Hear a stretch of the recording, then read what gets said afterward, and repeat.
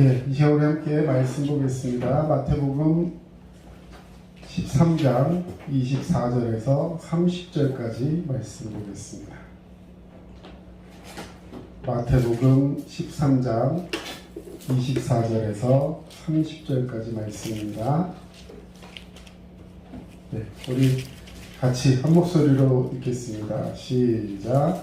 예수께서 그들 앞에 또 비유를 들어 이르시되 천국은 좋은 씨를 제밭에 뿌린 사람과 같으니 사람들이 잘 때에 그 원수가 와서 곡식 가운데 가라지를 덧뿌리고 갔더니 싹이 나고 결실할 때에 가라지도 보이거늘 집주인의 종들이 와서 말하되 주여 밭에 좋은 씨를 뿌리지 아니하였나이까 그런데 가라지가 어디서 생겼나이까 주인이 이르되 원수가 이렇게 하였구나.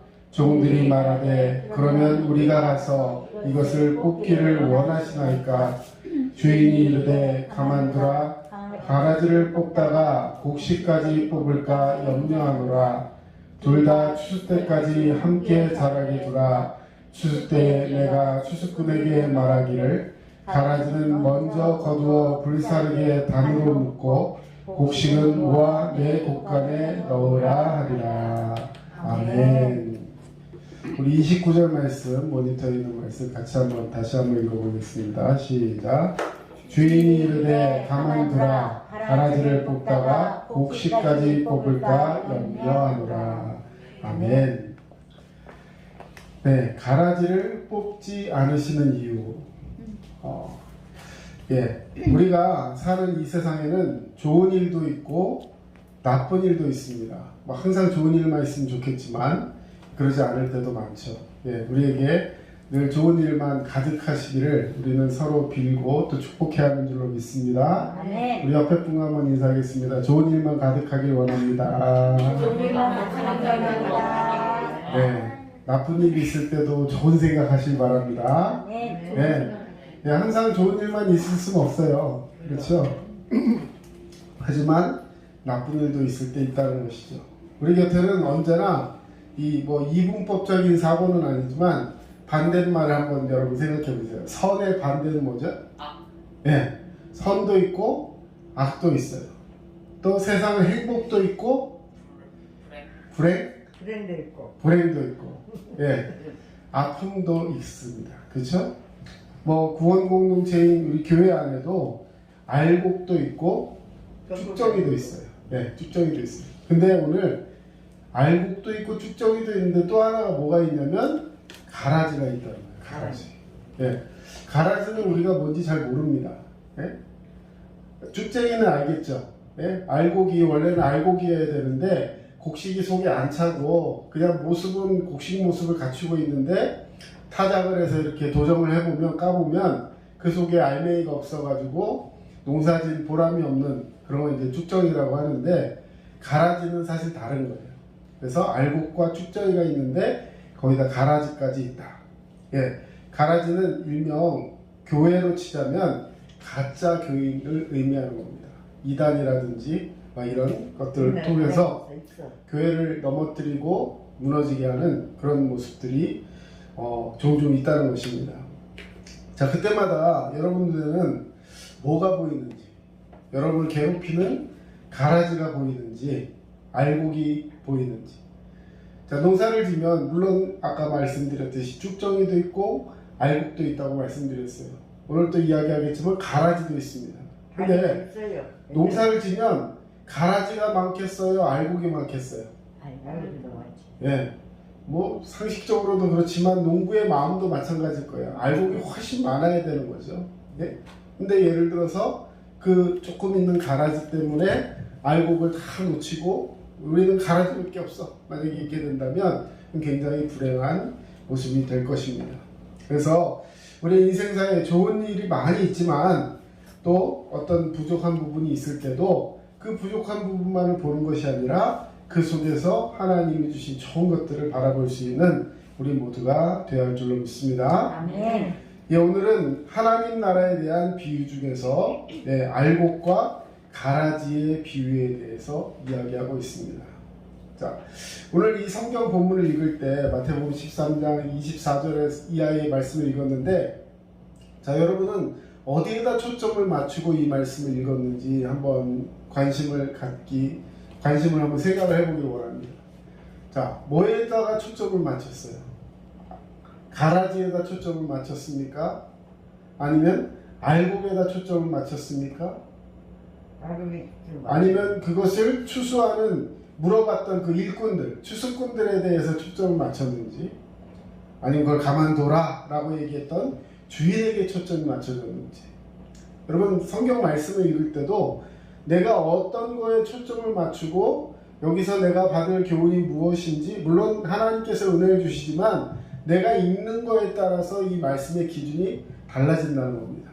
예를 들어서 가라지에 초점을 맞췄다. 나는 과연 교회 안에서 가라지인가? 내가 교회 안에서 어떤 그런 믿음 안에서 정말 알곡으로서의 역할을 감당하고 있는가? 그렇지 못한가? 하면서 마음속에 두려움으로 본다면 그 두려움의 대상은 마지막에 쭉정이처럼 바깥 태워서 버려지는 단으로 따로 묶여있는 그런 사람이 된다. 두렵고 떨리는 말씀이 되겠죠. 알곡의 입장에서 이 말씀을 봤다고 생각해 보십시오. 아, 나는 비록 연약하고 부족하지만 그럼에도 불구하고 하나님 끝까지 참아주셔서 알곡을 추수하기 위해서 나를 기다리고 계시는구나. 하나님 찬양합니다. 추수꾼의 입장에서는 한번 생각해 보세요. 아니, 내가 주인의 입장에서 이것을 막 추수하고 그 가라지 하나 있는 걸 어떻게든 색출해내고 뽑아내가지고 주인한테 칭찬을 받고 싶었는데 주인의 마음은 다르더라는 거예요. 주인은 가만둬. 혹시라도 그 가라지를 뽑다가 알곡 하나라도 다치면 그 알곡이 상처받는 걸 나는 원치 않는다. 추수꾼은, 그 농부는, 말하는 일꾼은 그 얘기를 들으면서 아니, 그 멀쩡히 눈에 보이는데 그거 잡아야지 하면서 그것을 죽이고 비판하고 탄핵하고 없애버리는 데만 초점을 갖고 있었는데 주인의 마음은 그렇지 않다는 거죠. 자, 마지막 주인의 마음으로 이 성경을 봤다면 주인의 마음은 온통 뭐에만 관심이 있어요? 그렇죠. 주인의 마음은 알곡에만 관심이 있어요. 가라지가 있어도 그런 것들에 대해서, 물론 가라지가 있으면 공동체 안에 어려움이 있습니다. 그런데 그런 것들을 뽑아내고 색출해내느라고 에너지를 쏟고 그러다 교회에서 서로 냉랭해지고, 왜냐면 누가 가라지인지 색출하려면 서로 눈을 어떻게 봐야 되겠어요? 자, 옆 사람을 가라지인지 아닌지 바라보려면 눈이 어떻게 되겠어요? 가재미 눈이 되는 거죠. 이렇게 쳐다보면서 누가 가짜야? 이렇게 보게 돼요. 자, 지난번에 우리 설교할 때 에베소 교회에 대한 이야기 한번 드렸습니다. 에베소 교회 하나님 앞에 칭찬받은 교회였어요.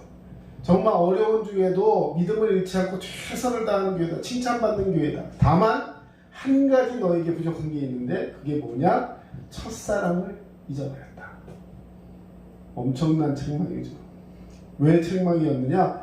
그 사람들은 이단들이 파헤치는 그런 동네에서 믿음을 지키기 위해서 교회 안에 들어오는 그 가라지 같은 그런 거짓 선지자 이런 것들을 색출해내기 위해서 굉장히 애를 쓰면서 믿음을 지켰던 교회예요. 그러다 보니까 눈이 어떻게 됐다고요? 네, 서로를 바라보는 눈이 사랑의 눈이 아니라 비판하고 판단하고 의심하고 하는 모습들이 생겼다는 거예요. 그러다 보니까 교인이 새로 들어와도 관심도 갖지 못하고 한 번 더 걸러서 보게 되고, 왜? 워낙에 이단들이 많이 들어오다 보니까 교회를 막 흔들어 놓는 거예요. 그래서 그런 사람들을 막 쳐다보면서 너 뭐하냐? 뭐하냐? 이렇게 의심하면서 봐요. 그러다 보니까 마음속에 기쁘고 사랑스럽고 얼굴만 봐도 막 행복하고 이런 사랑의 모습이 아니라 자꾸만 서로 비교하게 되고 판단하게 되고 목사님한테 저 사람 칭찬받네 막 하면서 마음속에 그런 마음들을 갖게 됐다는 거예요. 그래서 성경의 에베소 교회를 향해서 예수님 뭐라고 말씀하시냐? 그 어디서부터 잘못됐는지를 자세히 한번 생각해보고 첫사랑을 다시 회복하라, 이렇게 말씀하셨어요. 자, 오늘 주인의 마음은 한 톨의 알곡에 있습니다. 저와 여러분, 하나님 끝까지 관심 가지시고 포기하지 않으시고 반드시 추수해서 하늘 창고에 넣어놓는 알곡이 되시기를 주님의 이름으로 축원합니다. 아멘. 오늘 29절에 아까도 읽었지만 우리 같이 한번 읽어보겠습니다. 시작.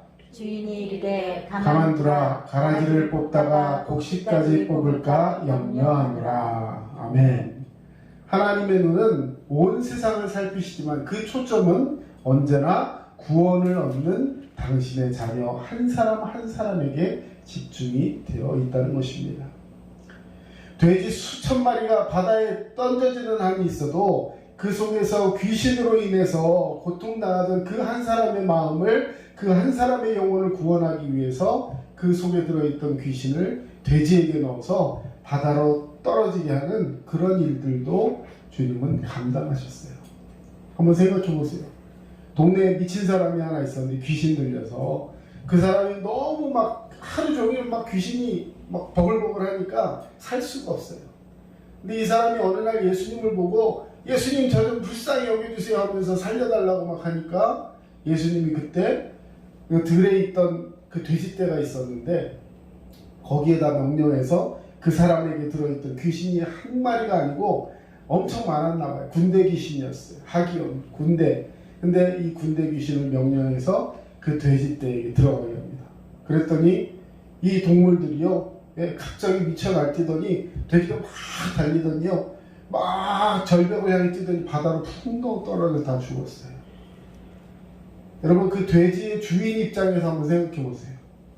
멀쩡하게 가만히 있던 돼지들이 한 마리 막 몇백만 원씩 하는 그 자기 가축들이 예수님 한마디를 듣더니 갑자기 미쳐 날뛰더니 절벽으로 다 떨어졌어요. 다시 주워오면 돼요? 다 죽었어요. 주인의 입장에서 얼마나 아까워요. 그렇죠?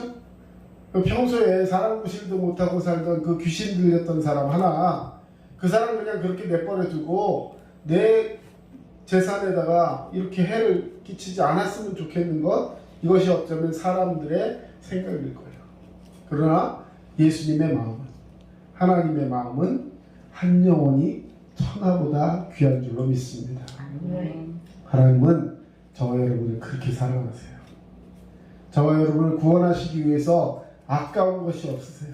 세상 어떤 것을 값을 치르고서라도 여러분을 귀하게 사랑하여 주시는 줄로 믿습니다. 아멘. 아까 말씀드렸지만 가라지 얘기 다시 한번 하겠습니다. 가라지는 쭉정이랑은 다른 거예요. 쭉정이는 키우다가 뭐 양분을 잘못 먹었거나 햇빛을 잘못 받았거나 그래서 알곡이 안 차는 것을 쭉정이지만 그것도 엄연히 그 같은 과, 예를 들어 쌀이라고 하면 똑같은 벼인데 걔는 알곡이 안 찬 거예요. 네, 그래서 상품 가치는 없지만 그래도 걔는 벼인 거예요. 그렇죠? 쌀이죠. 그런데 가라지는요, 가라지는 사실 오늘 성경 뒤에 보면 나오지만 이것을 농부가 심지도 않았는데 자연스럽게 나는 잡초랑은 구별을 해야 합니다. 우리나라에는 벼농사를 지면 벼를 심었는데 내가 심지도 않은 뭐가 나요? 피가 올라와요. 피라는 것은 이렇게 잡초예요, 잡초. 근데 벼가 예를 들어서 이거 어떻게 구별하냐면, 피랑 벼는 어떻게 구별하냐면, 구별할 수 있는 시기가 딱 한 번 있어요. 벼가 이렇게 모를 심어가지고 요만하면, 피는요, 갑자기 자라는데 얘보다 훌쩍 이만큼 자라 올라와요. 예, 올라와요. 근데 이게 나중에 시간이 지나면 같이 그대로 커서 똑같이 키가 됩니다. 그러면 시간이 지나면 나중에 뽑을 수 있어요, 없어요? 없어요. 그래서 우리나라에는 김매기 한다는 소리 들어보셨을 거예요. 그게 뭐냐면 벼를 심었다가 피가 이렇게 더 웃자라서 올라오면 그때 그걸 다 뽑아야 돼요. 다 뽑아야 돼요. 네, 그래서 우리나라는 김매기라는 거 합니다. 네, 그때가 아니면 뽑을 수가 없어요. 근데 왜 그걸 뽑지 않으면 안 되느냐? 나중에 영양분을 막 잡아 먹어가지고 그 옆에 알곡이 아니라 쭉정이가 돼버리는 거예요. 그만큼 이 피라는 것이 자라면서 주변을 황폐화시킵니다. 자, 그거는 누가 심은 게 아니라 자연스럽게 자라나는 잡초예요.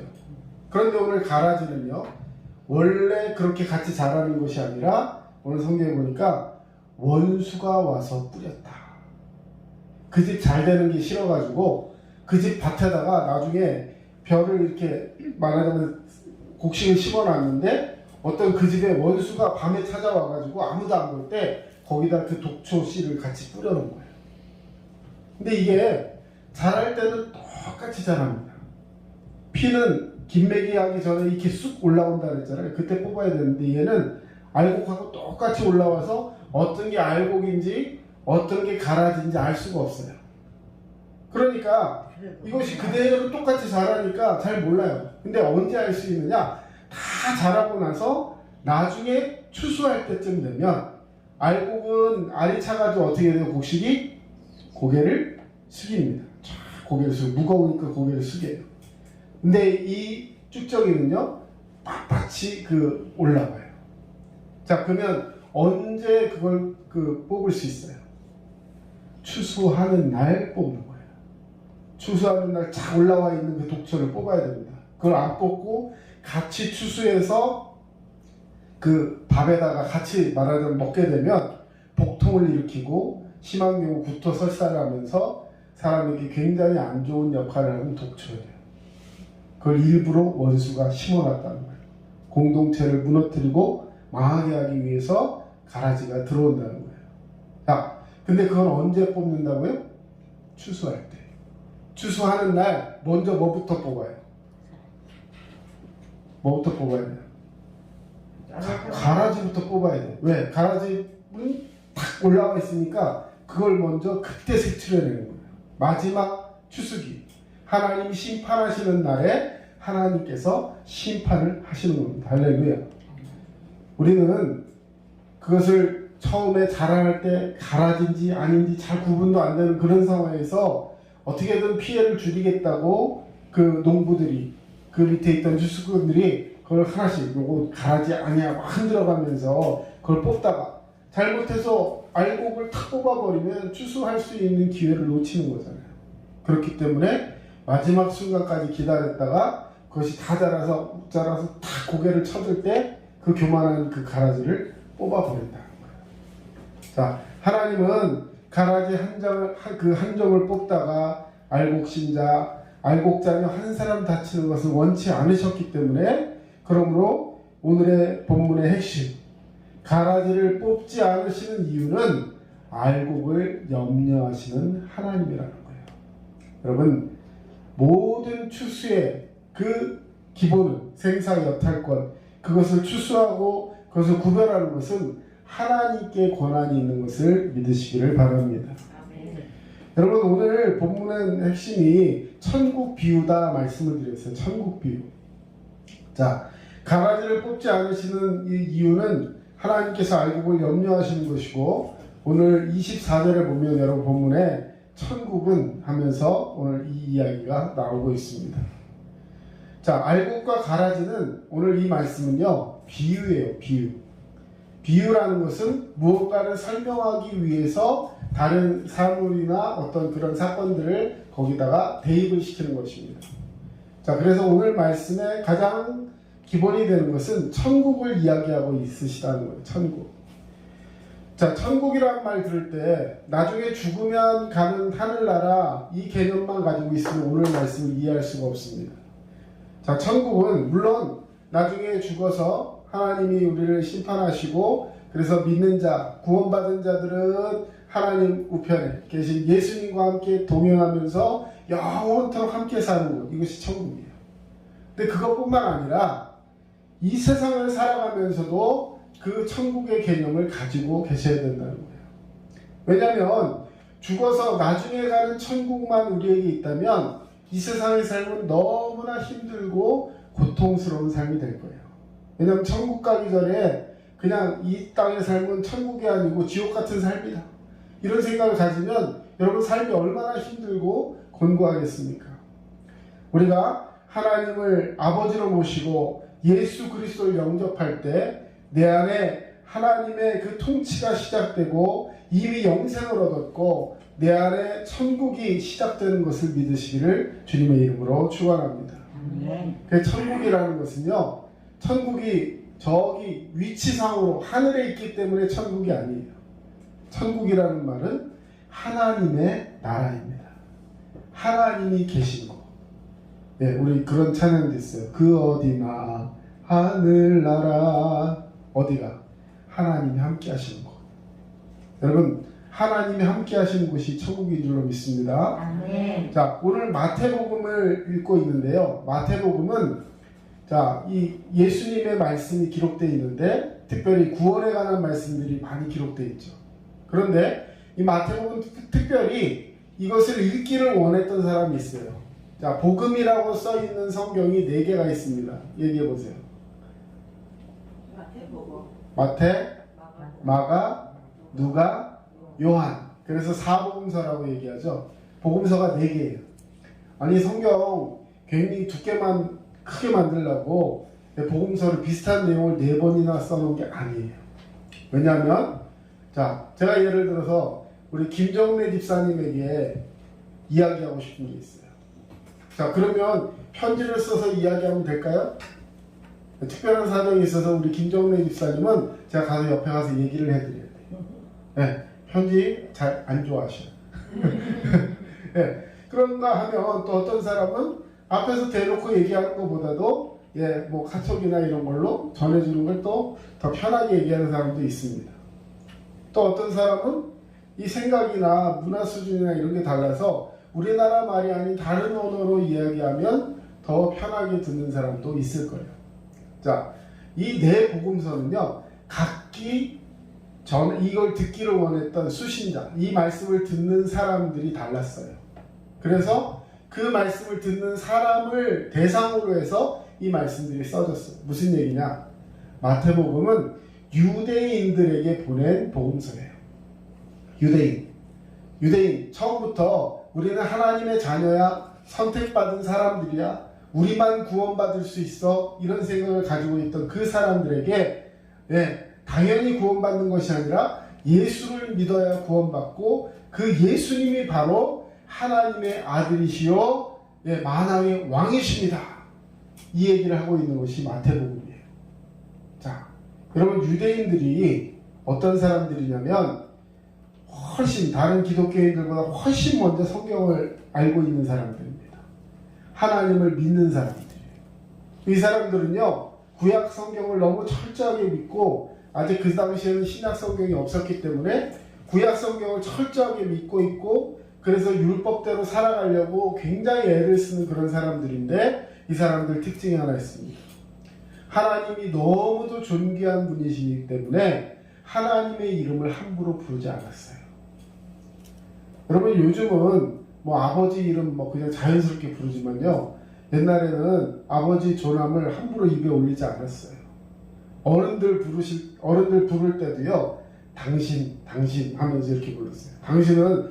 당신 이게 아니라 높으신 분, 그 어르신, 그분을 이야기할 때, 우리 3인칭 조사죠. 3인칭 이야기할 때 그분 이렇게 얘기할 때 당신이라는 말로 썼던 거예요. 자기 아버지 존함을 부를 때도 어떻게 불러요?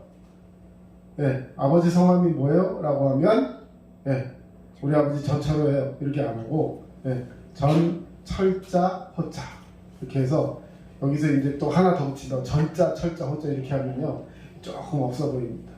성에는 자자를 붙이는 게 아니라 전, 철자, 호자 이렇게 붙이는 거예요. 이렇게 이름을 다 붙여가지고 최대한 높이고 했는데, 유대인들은 그래서 하나님이라는 호칭을 잘 쓰지 않았어요.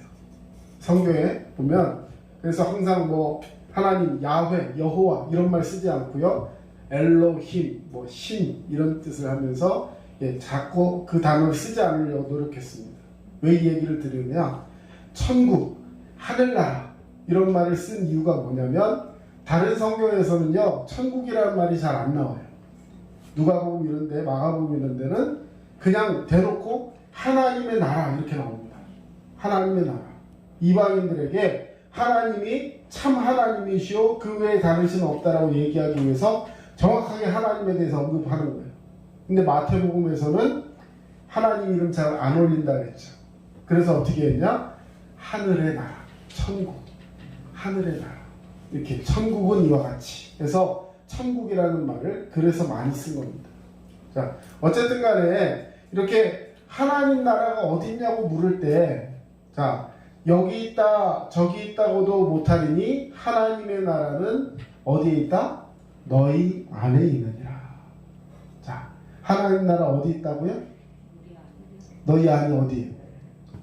여기에요? 하나님의 나라는 심장에 있느니라. 하나님 나라 머릿속에 있나요? 예. 자, 이 안에 있다라는 이 말을 한번 잘 이해를 해보고 넘어갔으면 좋겠어요. 자, 하나님 나라, 뭐 영어 제가 여기 써놓지는 않았지만 너희 안에라고 표현한다면 안이라는 말은 영어로 in, 그렇죠?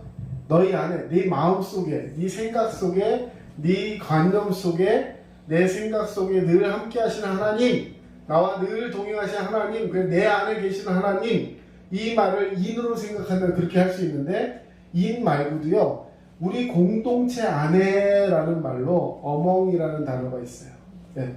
그 단어를 사용하게 되면 내가 지금 살고 있는 이곳에, 나와 함께하는 이 공동체 안에, 자, 하나님이 계시는 것은요, 그냥 내 마음속에만 계시는 게 절대 아닙니다.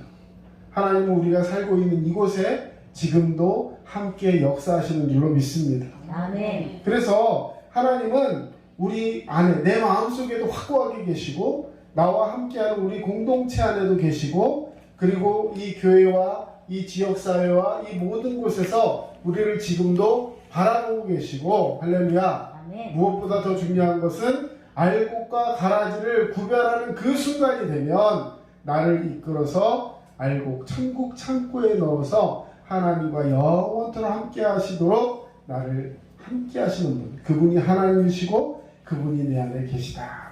이것이 믿음의 고백인 줄로 믿습니다.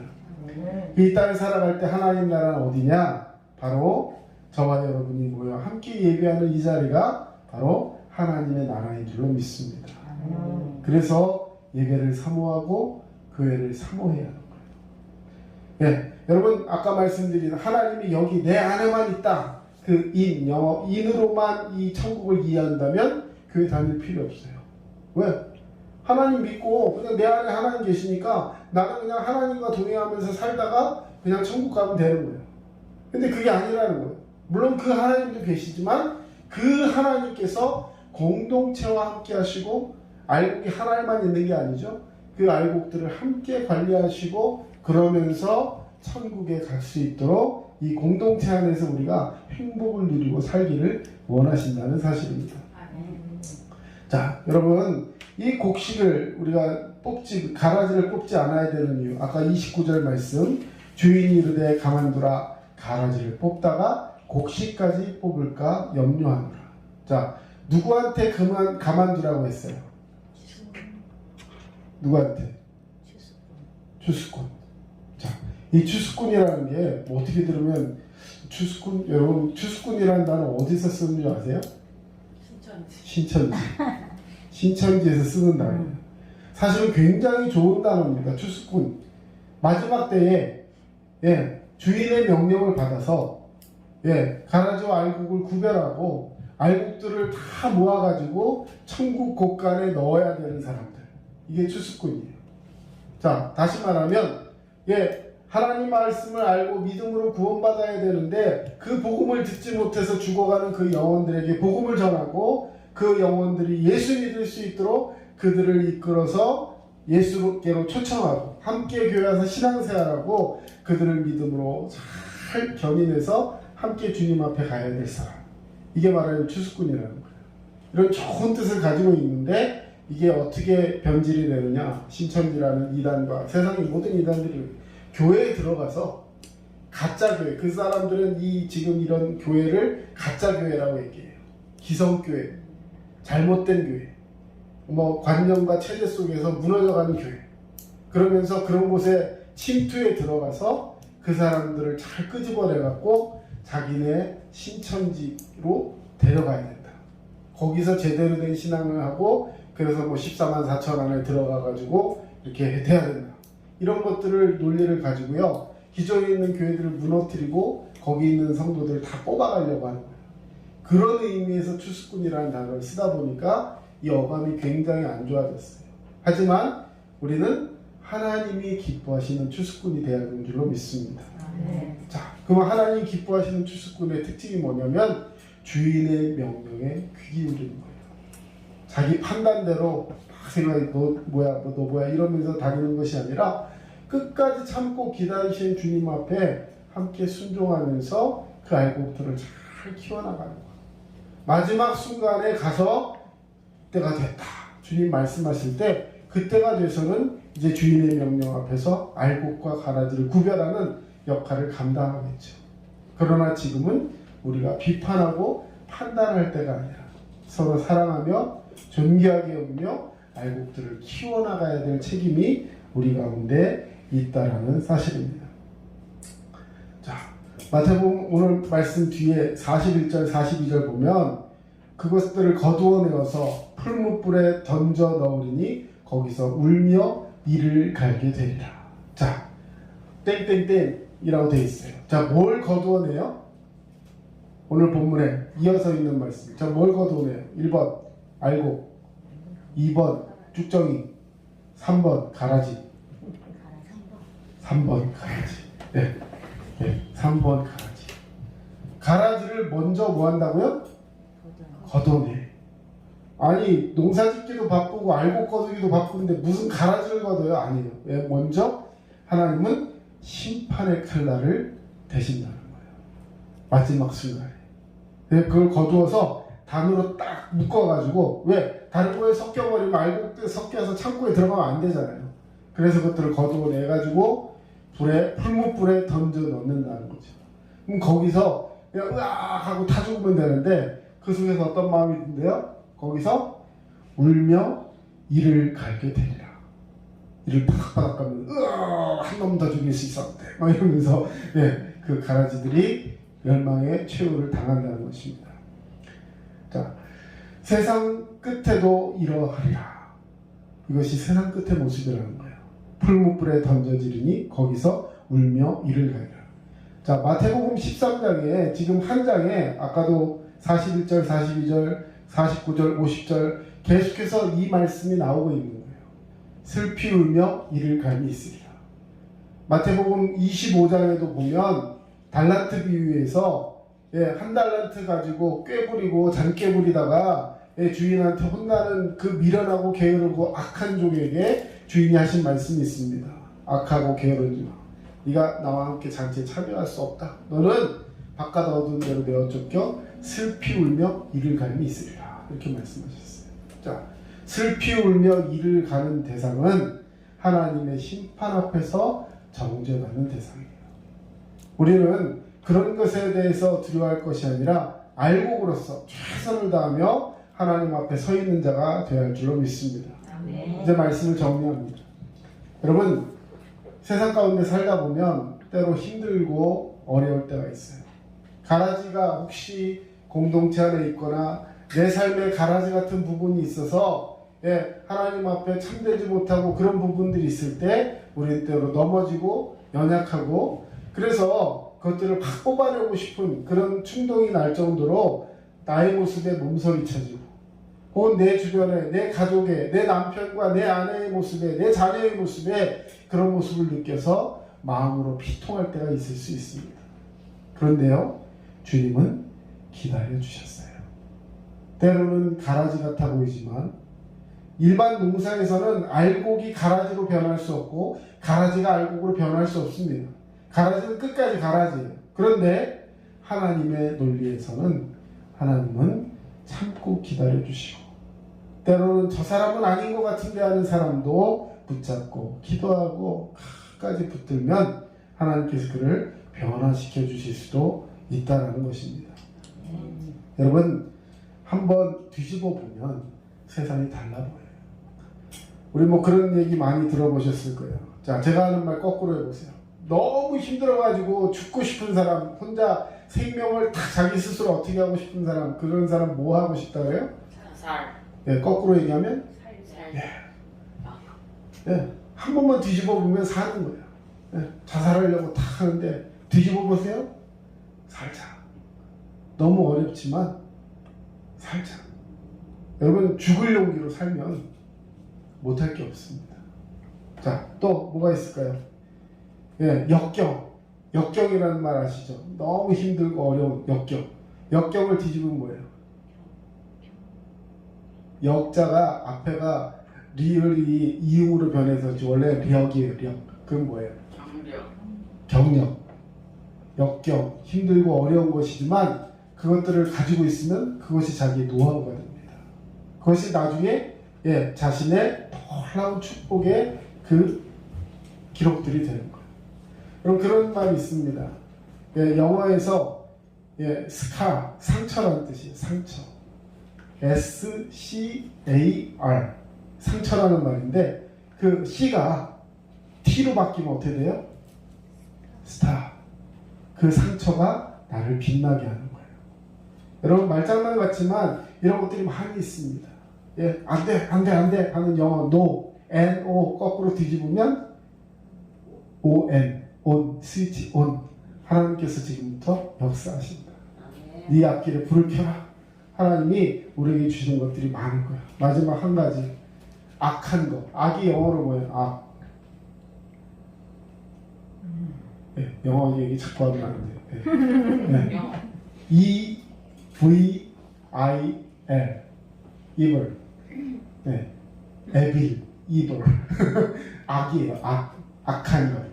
근데 자, 금방 얘기했죠? E-V-I-L. 뒤집어 보세요. 이현이가 써봐요. evil 써봐요. 그걸 뒤집어서 쓰면 뭐가 돼요? 라이브. 악한 거, 끊어야 할 거, 죽여 없애야 될 거, 소멸해야 될 거, 그런 단어 같지만 뒤집어서 생각하면 그것이 나를 살게 한다는 거예요. 여러분 제가 좋아하는 그 음식 중에 오징어가 있습니다. 오징어. 특별히 이게 살아있는 오징어. 살아있는 오징어 막 이렇게 잘라가지고 먹으면 참 맛있거든요. 근데 오징어가 이게 배에서 잡으면요, 이 육지 가져오면 금방 죽는데요. 그래갖고 이 오징어를 어떻게 하냐면 오징어 차 있잖아요. 이렇게 차에다 넣어갖고 오는데 다 살아서 옵니다. 살아서 오게 하기 위해서 그 수조차에다 뭘 넣냐면 꽃게를 몇 마리 집어넣어요. 꽃게를 집어넣으면 어떻게 돼요? 꽃게가 오징어를 먹어요. 찍어서 먹어요. 그러면 오징어가 가만히 있겠어요? 날 잡아잡수하고 어떻게 돼요? 도망다니죠. 도망다니다 어떻게 보면 좀 잡혀먹고 팔도 잘리고 막 이러는 거예요. 근데 가만히 두면 애들이 막 이렇게 있다가 그냥 금방 죽어버리는데 꽃게 때문에 몇 마리는 죽을지 모르지만 그 오징어들이 살아서 오는 거예요.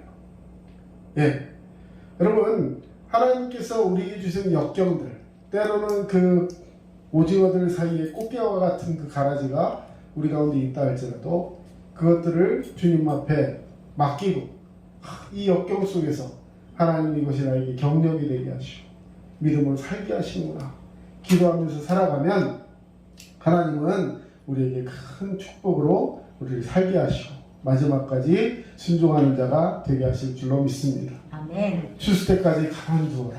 누가 알곡이고 누가 가라지인지 심판은 하나님이 하시는 거예요. 하나님께 이 모든 걸 맡기고 우리 서로 사랑하시고 서로 존귀 여기고 축복받는 그런 축복된 성도가 되시기를 주의 이름으로 축원합니다. 우리 마지막으로 성경 구절 읽고 마치겠습니다. 시작. 가만두라 가라지를 뽑다가 곡식까지 뽑을까 염려하노라. 기도하겠습니다. 사랑의 주님 감사합니다. 우리가 가라진 줄 알았는데 아무짝에도 쓸모없는 줄 알았는데 하나님 우리를 기다려주시는 줄로 믿습니다. 우리의 연약함을 주님 앞에 내려놓사오니 주님 우리를 변화시키시고 우리 공동체와 우리 가정과 우리의 삶 속에서 연약하고 때로는 정말로 마음속에 아픈 그런 공동체들이 있다면 주님께서 기억하시고 기도하게 하시고 서로 사랑하게 하시고 주님 말씀 앞에 기다릴 수 있는 그런 온유함이 우리 가운데 있게 하여 주시옵소서. 아멘. 함께 기도하게 하시옵소서. 주님 오늘 우리 중에 연약한 자가 있습니까? 주님께서 어루만지시고 위로하시고 아버지 세임 주시어서 주님 믿음 안에 사는 역사가 나타나게 하여 주시옵소서. 아멘. 지금은 우리 주 예수 그리스도의 은혜와 하나님 아버지의 크신 사랑하심과 성령님의 도우심과 위로교통 충만하심이 믿음 안에 살기 위해서 주님 앞에 엎드려 있는 모든 주의 성도들 머리 위에 이제로부터 영원토록 함께 하시기를 간절히 축원합나이다. 아멘.